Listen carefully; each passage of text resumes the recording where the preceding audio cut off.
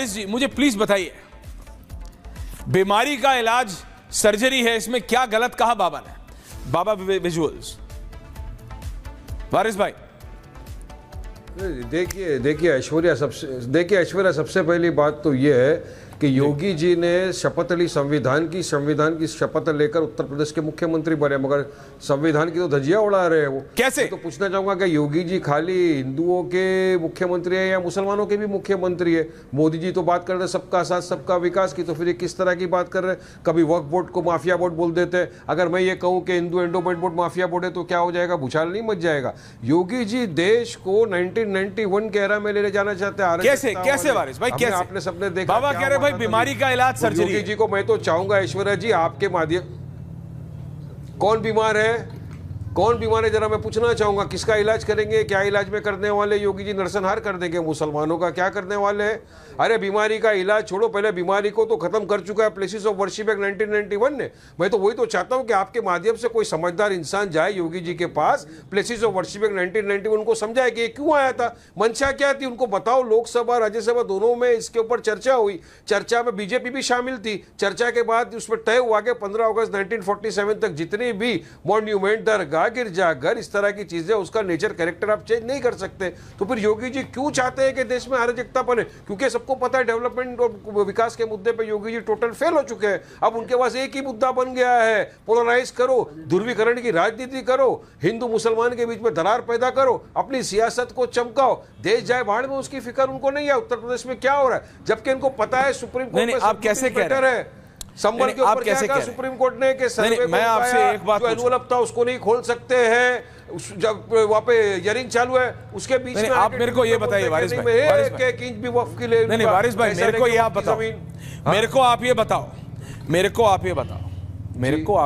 वारिस भाई, बाबा ने कहा दो चीजें बहुत महत्वपूर्ण कही। एक तो इंच जमीन वापस लेंगे वक्फ वाली। बताओ वारिस भाई, अगर आज मैं आपसे सीधा पूछ रहा हूं, सुधांशु जी जुड़ गए, कैसा लेंगे वक्फ की जमीन? नहीं मैं आपको बताता हूं कैसे। नहीं मैं आपको बताता हूं कैसे। और जो मैं आपको बताता हूं नहीं मैं आपको बताता हूं कैसे। सुनिए तो, सुधांशु जी को लाइए अगर जुड़ गए। अनिल आपसे क्या हो नहीं रहा? नहीं मैं आपसे पूछ रहा हूं वक्फ भाई क्या है वारिस भाई, कि वक्फ बोर्ड ऐसा हो गया है कि आज ऐश्वर्या कपूर कह दे, मैं नहीं कहता वारिस पठान कह दे, सुधांशु जी भी जुड़ गए, सुधांशु जी आ रहा हूं। आज ऐसा हो गया कि आज ऐश्वर्या कपूर कह दे कि मैं पूरा नोएडा एक बोर्ड को देता हूं। अरे मेरा होगा तो दूंगा, अभी 200 मीटर स्क्वायर जमीन तो खरीदने की हिम्मत नहीं है, इतना महंगा हो गया है। आपने आपने वो लिस्ट निकाल। एक सेकंड वारिस भाई एक सेकंड। ये सिचुएशन ऐसी है कि 70 साल पहले एक्स, वाई और जेड तीन आदमी थे सुधांशु जी, एक्स, वाई और जेड, इन तीन आदमियों ने 6-6 किलोमीटर वर्ग जमीन, 100 सवा एकड़ जमीन दे दी। जब निकाला गया तो खुद तो रेडी लगा रहे थे, कोई बताशा बेच रहा था, कोई गन्ने का जूस बेच रहा था। आप सोचो 100-125 एकड़ जमीन है, वक्फ बोर्ड को दान दे दी। है ही नहीं मैं मजाक नहीं कर रहा वारिस भाई, रियलिटी है, फैक्ट्स हैं। तो अगर बाबा कह रहे कि मैं इंच जमीन ले लूंगा जो जेन्युइन है तो सही। अभी यार आपने बताया ना, बताइए अब बोलिए। और उधर से सुधांशु जी आगे मैं ले रहा हूं। ऐसा नहीं है, ये आप लोग झूठ परोस रहे हो, ये आप लोग रोज झूठ फैला रहे हो। अच्छा? देश के अंदर कि किसी ने ये मेरी जगह होगी, नहीं, वक्फनामा होता है, रजिस्टर होता है, उसके बाकायदा नोटिफिकेशन आता है, वक्फ बोर्ड है, वक्फ ट्रिब्यूनल। अगर किसी को लगता है नहीं किसी ने गलत क्लेम किया है तो वक्फ बोर्ड है, गलत ट्रिब्यूनल। अगर आपको लगता है वक्फ बोर्ड ने गलत फैसला दिया है तो आप जाइए ना कोर्ट में, किसने आपको रोका है? लेकिन ऐसा कुछ नहीं है, ये वो ऐसी बात नहीं है कि नहीं मुझे ख्याल आया कि इस अच्छा ऐसा नहीं है ना। अब मैं एक सवाल सुधांशु जी से पूछता हूं। सुधांशु जी आप 3-4 मिनट लेट है इसलिए ओपनिंग से राइट हो गया। मैं आपसे पूछ रहा हूं, कर दोगे? एक कमेंट आया था कि जो ये कुंभ हो रहा है, महाकुंभ की तस्वीरें चलाओ अनिल, मेरे को हटा दो चाहिए तो। महाकुंभ वक्फ की जमीन पे हो रहा है।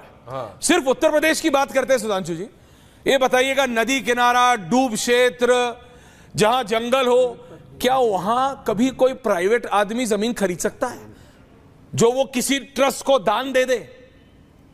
आप सोचिए, दान देने के लिए किसी का तो होना पड़ेगा ना। सुनो, इन्होंने तो नदी किनारा भी वक्फ को कर लिया। सुधांशु जी, तो बाबा ने कैसे गलत कहा जब बाबा कह रहे हैं कि इंच इंच जमीन ले लूंगा जो गलत है? सुधांशु जी जवाब दे रहे हैं। वारिस भाई आपने बोला, सुधांशु त्रिवेदी जी किसी ने किया है? सांसद जी देखिए जी, मैं सिर्फ 3 पॉइंट कहता अरे हूं। आप तो- पहली बात, वक्फ बोर्ड के द्वारा जमीनों को हड़पने और मिसमैनेजमेंट करने के जो एक नहीं दर्जनों उदाहरण हैं जहां मुस्लिम समाज के लोग खुद उसके शिकार हैं। दर्जनों शिकायतें हैं कि जहां मुस्लिम समाज के लोगों ने कहा है कि वक्फ के नाम पे उनकी जमीन हड़प ली गई। अब दूसरा पॉइंट कहता हूं, आजादी के समय 30,000 एकड़ जमीन थी वक्फ बोर्ड के पास, अब 9,60,000 एकड़ है। वारिस पठान साहब और जो आपके लाखों दर्शक देख रहे हो उनसे कहना चाहूंगा कि यदि आज सरकार के बाद सबसे ज्यादा संपत्ति किसी के पास है, जमीन, लैंडेड प्रॉपर्टी, तो वक्फ बोर्ड के पास है, जो ये कहते हैं दान दी गई है। तो एक समुदाय ऐसा है जिसने 9,30,000 एकड़ जमीन दान दी है और फिर सच्चर कमेटी के रिकमेंडेशन में कहा जाए कि उसकी स्थिति शेड्यूल कास्ट से खराब है। मेरे भाई, दोनों सच नहीं हो सकते। या तो ये सच है या वो सच है, या तो ये झूठ है, ये दावा झूठ है, या वो दावा झूठ है। और मेरा मानना है दोनों ही दावे झूठ है। और तीसरा पॉइंट देखिए, डॉक्टर मनमोहन सिंह जी ने एक बार कहा था, कांग्रेस पार्टी का भाव व्यक्त किया था कि इस देश के संसाधनों पर पहला हक मुस्लिमों का है। वक्फ बोर्ड एक्ट के द्वारा उन्होंने साबित कर दिया कि देश की जमीन पर पहला हक मुस्लिमों का है, और सिर्फ मुस्लिमों का नहीं है, चंद कट्टरपंथी कठमुल्ला मुस्लिमों का है, जो योगी जी ने कहा कि जो एक प्रकार के भूमाफिया की तरह भूमि को हड़पने का प्रयास करते हैं। अब कांग्रेस के किसी व्यक्ति के पास किंतु परंतु चू चपड़ बोलने का कोई स्कोप नहीं है। वक्फ बोर्ड एक्ट दर्शाता है कि भूमि पर पहला हक मुस्लिमों का है, क्योंकि अभी वारिस पठान भी क्या बोले, वक्फ ट्रिब्यूनल में जाना पड़ेगा अगर कुछ बोले, यही वक्फ बोर्ड कहता है। यानी अगर मुस्लिम समाज के समुदाय ने क्लेम किया है तो उन्हीं की अदालत में पहले जाना पड़ेगा, उनके ट्रिब्यूनल में, सीधे अदालत में नहीं जा सकते। और वक्फ बोर्ड को एक्ट के द्वारा यह अधिकार दे रखा गया है कि वो सीधे डीएम को आदेश दे सकता है कि वो जमीन का अधिग्रहण कर दे। मैं वारिस पठान साहब वकील है, मैं चुनौती से पूछता हूं, गवर्नमेंट के बाहर की एक संस्था बताइए जो डिस्ट्रिक्ट मजिस्ट्रेट को सीधे ऑर्डर करने का अधिकार रखती हो। फिर दर्शाता है कि देश में पहला हक मुस्लिमों को देने का प्रयास किया गया। इसीलिए मैं कहना चाहता हूं, आज जब वो हकीकत उभर कर सामने आ रही है तो इनके सामने नई नई चुनौतियां उभर कर सामने आ रही है। लास्ट में एक और बात कहूं भाई, 15 अगस्त 47 की अगर cut off date places of worship act के लिए, तो 15 अगस्त 47 की कट ऑफ डेट वक्फ के लिए भी होनी चाहिए। ये कौन सा लॉजिक है? तो सिर्फ 30,000 एकड़ जमीन रखिए और बाकी छोड़ दीजिए। और क्लेम कौन कौन से माने जाते हैं कि सूरत नगर निगम पे दावा इस बात का है कि मुगलों के जमाने में सराय होती थी और कभी वो दे दी गई थी वक्फ को। तिरुचनापल्ली का मंदिर इस आधार पे है कि 1562 या 72 में अरकाट के नवाब ने दे दिया था। भाई 1562 और 72 के शाही फरमानों को भारत का संविधान मान्यता दे रहा है। तभी तो पार्लियामेंट में हम लोगों ने कहा था कि यहां मामला मनुस्मृति बनाम संविधान का नहीं है, शरिया की स्क्रिप्ट बनाम संविधान का है। इन्होंने बाबा साहब के संविधान को शरिया का विधान बना दिया। अदरवाइज जो हमारे अपोनेंट है, मैं उनसे चैलेंज करके पूछता हूं कि उन हुकूमतों के फरमान जो ऑफिशियली बगदाद की खलीफा का खुतबा पढ़ते थे, जलाउद्दीन खिलजी के बाद हर मुस्लिम बादशाह ने पढ़ा है। हर मुस्लिम बादशाह ने गाजी की उपाधि ली है शरिया के हिसाब से, इंक्लूडिंग अकबर।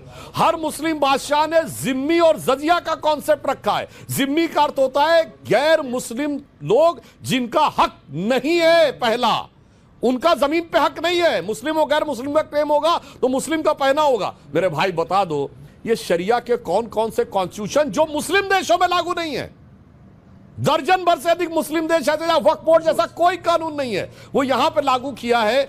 मुझे लगता है इसका टेक्निकल, पॉलिटिकल और मॉरल तीनों स्तर के ऊपर जनता के सामने दूध का दूध, पानी का पानी है। चंद कट्टरपंथी लोगों के द्वारा वोट की थोक की फसल काटने के लिए यह किया गया है। रत्नाकर जी और भदौरिया जी दिख रहे हैं जी, सबको मैं चैलेंज करके पूछता हूं, बता दीजिएगा कि कट ऑफ डेट सिर्फ प्लेसेस ऑफ वर्शिप एक्ट के लिए 15 अगस्त 47 है, वक्फ बोर्ड के लिए क्यों नहीं 15 अगस्त 47? और वो शरिया के जमाने के फरमानों के, जिसमें गाजी की उपाधि का मतलब होता हजारों लोगों को मारकर उपाधि ली गई हो, उनको आज के संविधान में मान्यता आपने कैसे दी? नहीं आप नहीं, आपकी रियासत तो आपको दे दी है ना जवाब साहब मुसलमान